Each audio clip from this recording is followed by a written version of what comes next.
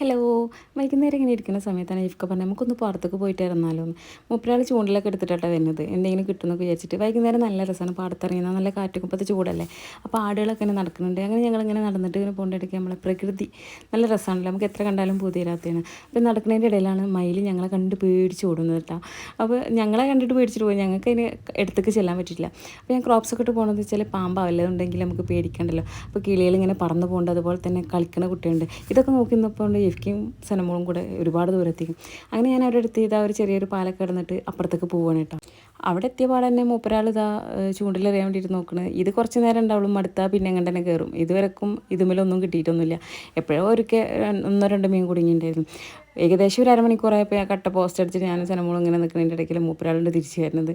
ഒന്നും കിട്ടിയിട്ടില്ല, വേണ്ട ആകെ നിരാശയായിട്ട് എന്ന് തന്നെ അവസ്ഥ. അങ്ങനെ ഞങ്ങൾ തിരിച്ച് വീണ്ടും വീട്ടിലേക്ക് ഇതാ നടന്നിട്ട് ഇങ്ങനെ പോന്നു. അപ്പോൾ ഓക്കെ, അടുത്തൊരു വീഡിയോ ആയിട്ട് കാണാം.